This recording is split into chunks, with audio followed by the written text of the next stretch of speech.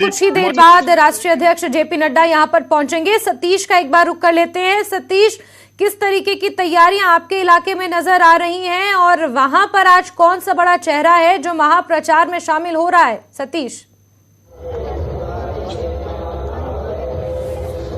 बिल्कुल जैस्मीन, आपको बता दूं इस वक्त हम नाहन विधानसभा क्षेत्र के ढोला कुआं में मौजूद है और कुछ समय बाद यहां पर हरियाणा के मुख्यमंत्री मनोहर लाल खट्टर यहां पर पहुंचने वाले हैं। बात आपने की कौन से बड़े चेहरे सिरमौर जिला में आज पहुंचेंगे, तो आपको ये बता दूं कि हरियाणा के मुख्यमंत्री के साथ साथ पड़ोसी राज्य उत्तराखंड के मुख्यमंत्री पुष्कर धामी भी यहाँ पर पहुंचने वाले। इसके साथ साथ केंद्रीय पर्यावरण मंत्री वो भी पहुंचने वाले यहाँ पर। जो पुष्कर धामी का जो कार्यक्रम रहने वाला है, पांवटा साहिब व पछाड़ विधानसभा क्षेत्र में 2 जनसभाओं को संबोधित करेंगे। केंद्रीय पर्यावरण मंत्री यहाँ पर पहुंचने वाले हैं, वो शिलाई और रेणुका जी विधानसभा क्षेत्र में जो जनसभा को संबोधित करेंगे। तो 3 बड़े चेहरे आज सिरमौर जिला में रहने वाले हैं। फिलहाल जहां मैं इस वक्त मौजूद हूँ, नाहन विधानसभा क्षेत्र का ढोलक का इलाका है। तस्वीरें आपको मैं यहाँ से दिखा दूं और लोग यहाँ पहुंचे जो है काफी पहले ही शुरू कर दी। फिलहाल यहाँ के जो मौजूदा प्रत्याशी है, बीजेपी चुनाव प्रबंधन समिति के अध्यक्ष भी है डॉक्टर राजीव बिंदल, वो यहाँ पर पहुंच चुके हैं, लोगों से मुलाकात यहाँ पर कर रहे हैं। और आपको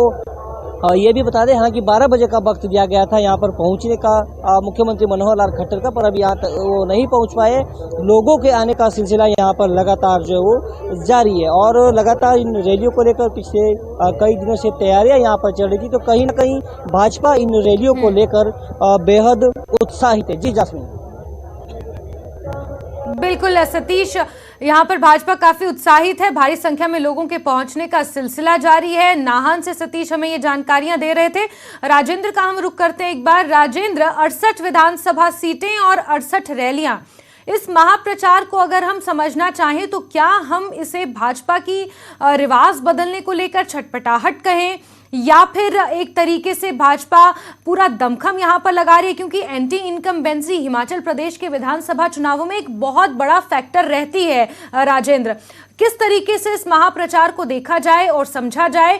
क्या जो ये बाहर से स्टार प्रचारक यहां पहुंच रहे हैं प्रचार करने, हालांकि जनरली ये इलेक्शंस के टाइम होता है, हर पार्टी अपने स्टार प्रचारकों को इस तरीके से मैदान में उतारती है, लेकिन भाजपा जिस स्तर पर ये कोशिशें कर रही है, इसे कैसे देखा जाए राजेंद्र? जैस्मीन, इसे हम कह सकते हैं कि माहौल को अपने पक्ष में करने की कोशिश करना। आप समझ सकते हैं कि 30 स्टार प्रचारक हिमाचल प्रदेश में हैं एक ही दिन में, और ये जो सभाएं की जा रही हैं ये कई प्रसिद्ध स्थानों पर नहीं की जा रही हैं। कोशिश की जा रही है कि विधानसभा क्षेत्र के जो इंटरनल क्षेत्र है, छोटे छोटे गांव हैं, छोटे छोटे कस्बे हैं, वहां पर इन जनसभाओं को किया जाए। ऐसे लोग जो बड़ी रैलियों में, बड़ी सभाओं में अक्सर नहीं जाते हैं, उन लोगों के ऊपर अधिक फोकस करने की कोशिश की गई है। अगर हम रिमोट विधानसभा क्षेत्रों की बात करें तो वहां पर भी गांव के अंदर जाकर, कस्बों के अंदर जाकर ये छोटी छोटी सभाएं की जा रही हैं।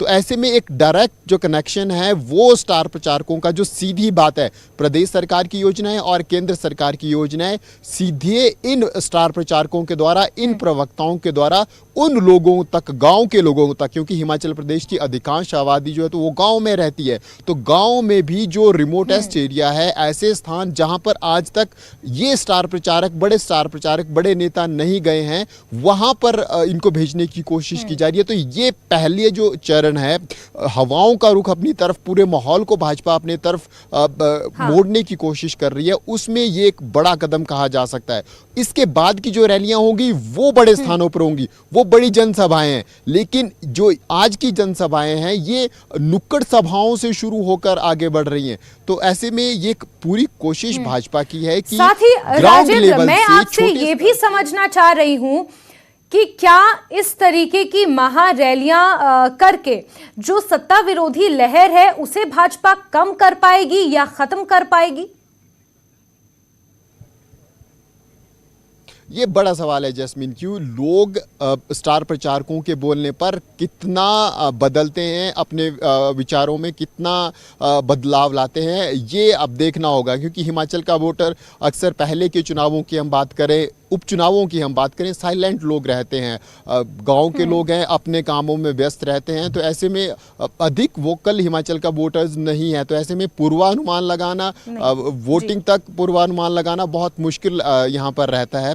लेकिन कोशिश पॉलिटिकल पार्टीज की रहती है कि जब तक मतदान का दिन है तब तक कैंपेन किया जाए और वोटर्स को अपने पक्ष में करने की कोशिश की जाए, और एक माहौल जो है तो वो अपनी तरफ को घुमाने की कोशिश की जाए। इसी के चलते भाजपा ने ये कार्यक्रम तय किया है कि बिल्कुल सभी इस विधानसभा महाप्रचार के क्षेत्रों में जरिए जो भाजपा remote यही करने की कोशिश कर रही है और वो साफ कोशिश नजर भी आ रही है। राजेंद्र लगातार बने रहिए। सचिन, क्योंकि अब से कुछ ही देर बाद जेपी नड्डा वहां पर पहुंचने वाले हैं, जनसभा को संबोधित करेंगे और एक तरीके से जैसे राजेंद्र ने ये जानकारी दी कि नुक्कड़ सभाएं बेसिकली ये हो रही हैं, कोई बड़े जगह पर नहीं बल्कि छोटे छोटे विधानसभा क्षेत्रों के छोटे छोटे गांवों में ये जनसभाएं यहां पर आयोजित की जा रही हैं।